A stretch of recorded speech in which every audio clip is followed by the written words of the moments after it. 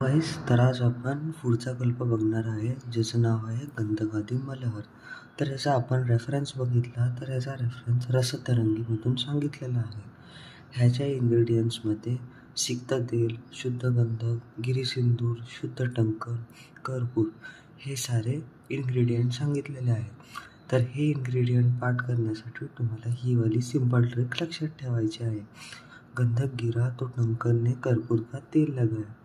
ह्यापासून गंधकपासून गंधक, गिरापासून गिरीसिंधूर, टंकनपासून शुद्ध टंकन, कर्पूरपासून कर्पूर आणि तेलपासून सिक्त तेल.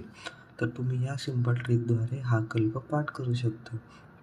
जर याचा आपण डोस बघितला तर हा फक्त एक्सटर्नल यूजसाठी यूज केला जातो, त्यामुळं आवश्यकतेनुसार याचा आपण डोस यूज करतो.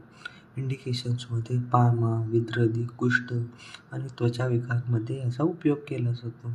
सेवनकाल आहे 2 ते 3 वेळा दिवसातून याचा प्रयोग केला जाऊ शकतो.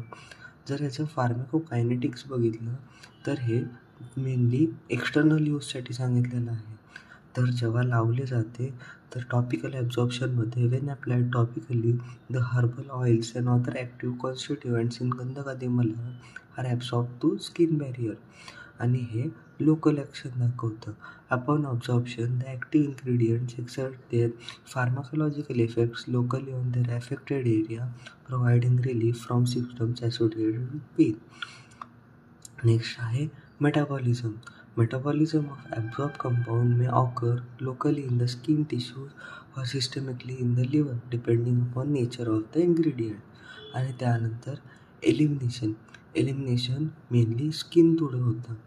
त्यानंतर जर याचा आपण रिसर्च अपडेट बघितला तर याचा रिसर्च अपडेटमध्ये पाददही म्हणजेच जे पायाला क्रॅक्स पडतात त्यावर गंधकादी मल्हारचा कसा यूज होतो हे याच्यावर रिसर्च आलेला आहे. तर तुम्ही ह्या सिंपल ट्रिकद्वारे गंधकादी मल्हार पाठ करू शकता. जर तुम्हाला व्हिडिओ आवडला असेल तर व्हिडिओला लाईक करा आणि चॅनलला सबस्क्राईब करा.